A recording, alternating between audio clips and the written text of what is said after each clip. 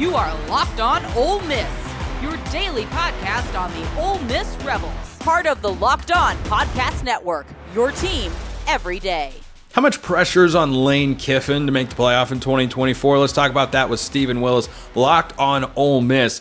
I think Kiffin has done a great job setting big expectations for the Rebels this year, Stephen, but I have heard other national pundits and college football talking heads describe Ole Miss as a window program where you build up over the course of several years. You can't be a title contender every season. Certainly Ole Miss on paper's got a roster that can push for an SEC championship and a playoff spot this year. Do you feel like this is a window that might not be open in 2025 like it is this season? You know, I do kind of agree with that. Ole Miss football is taking kind of a college baseball kind of working towards a specific year. Like if you have a really good recruiting class in college baseball and you know they're not going to be there past their junior year, you're obviously building up through those freshman and sophomore years and trying to make a run in that junior year. And this year does feel a lot like that. Now, it's not entirely the same, but I do think there is a little bit of truth there because this year is completely playoffs or bust for Ole Miss. If you want a good season, if you want the season to be acceptable to the fan base, you have to make the playoff.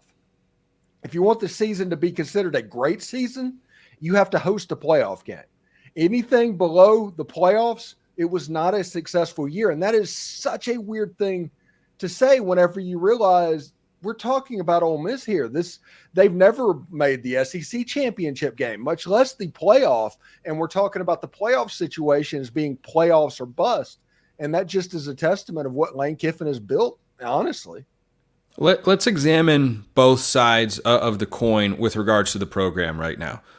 Make the argument as to why Ole Miss does make the playoff, why they break through this year. And by the way, I'm not saying that I have made such comments about Ole Miss being a window program, but Steven did say it. So if I do say it, Ole Miss fans, you can't get mad at me. But if Ole Miss breaks through that proverbial glass ceiling, not necessarily into the SEC championship game, because they could go 10-2, win all their non-conference games, and make the playoff without having to play for an SEC title. I think 10-2 in the SEC in all likelihood gets you in. If they have that season, go over that 9.5 win total, according to our friends at FanDuel, how does it play out on the field that's different from years past where they prove people wrong? Well, the offense it remains intact over what everybody knows from a Lane Kiffin offense. The offense from 2023 is back. They've even added some pieces we always talk about all the time. They replaced Quinshon Judkins in the aggregate. They went and found yardage and things like that to replace his production. So this offense is going to be fun. The difference is going to be instead of a 42-38 game that Lane Kiffin teams have been known to have, this defense might be a top 20 defense in the entire country. It might be a 42-17 game. And that is going to give Ole Miss a little bit of, margin for error moving forward for what they can do with this year's team. And if you look at the talent on this roster, it can be argued, and pretty well argued, that behind Georgia, Ole Miss has the second best roster in the entire SEC. When you look at a year 3 quarterback, potentially the best wide receiver core in all of college football, a first-team All-SEC tight end. The offensive line has significantly improved. The defensive line has the chance to be the strength of the team with 2 first-round draft picks potentially playing on that side of the ball. Chris Paul moves down from Arkansas to provide some leadership and go sideline. He's a really good player. They added some pieces in the secondary as well. This is a really good roster, and I'm going to show my age right now, but Ole Miss's roster is kind of like whenever, I was in middle school and you'd get the Sports Illustrated swimsuit issue and Kathy Ireland was on the cover. That is what Ole Miss's roster is right now. And the importance for Lane Kiffin is to not mess this up. Don't wreck the Ferrari this season.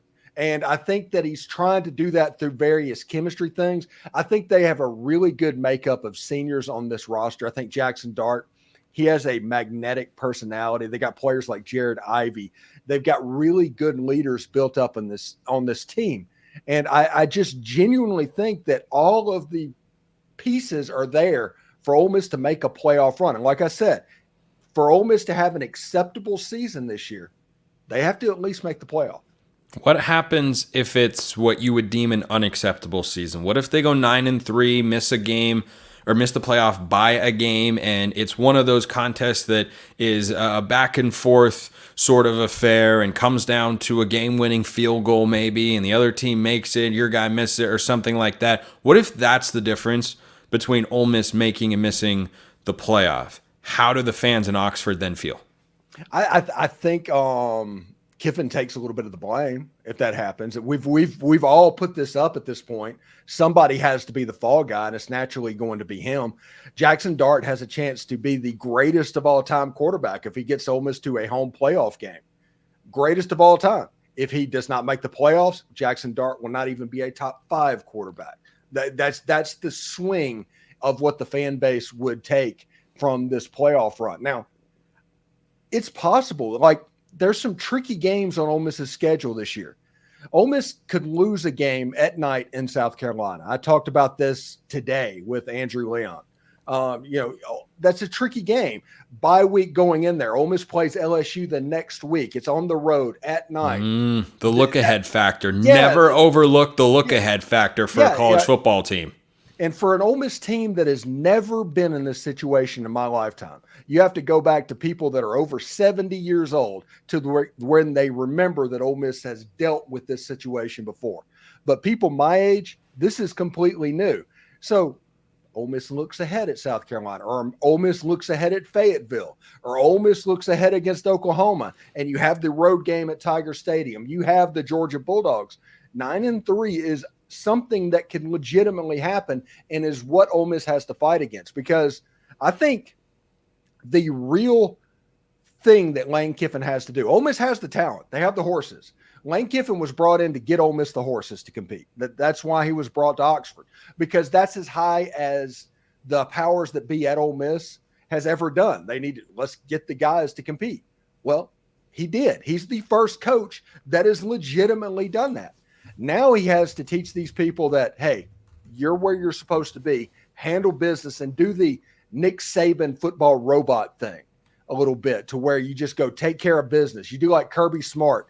Do you remember when after Georgia beat TCU by 873 points and the linebacker or whatever for Georgia came out there and was like, you all thought we would win six games this year? And everybody just, what?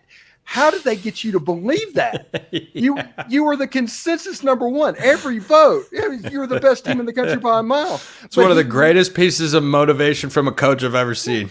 Yeah, he's just fantastic doing it. Lane Kiffin is going to have to prove that he can do that.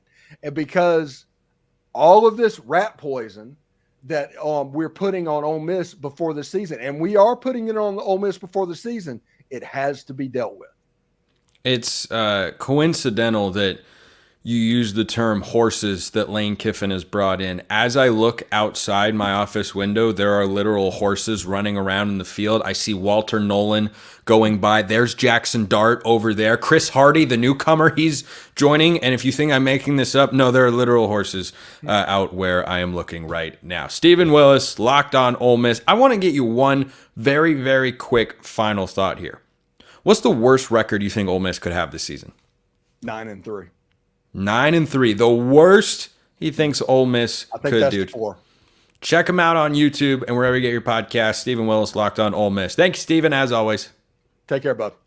We're going to talk about Syracuse next. And what's the biggest game on their schedule? New coach, new quarterback. What's the most important game on their schedule? That's coming up next.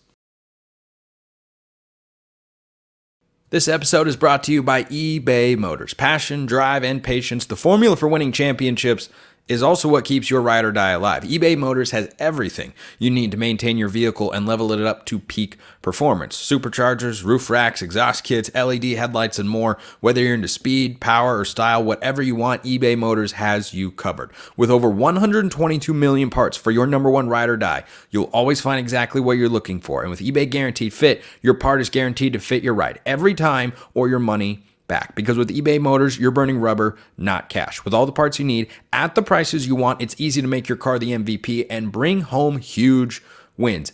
Big wins. the biggest wins. Keep your ride or die alive at ebaymotors.com. Eligible items only. Exclusions apply. eBay guaranteed fit. Only available to U.S. customers.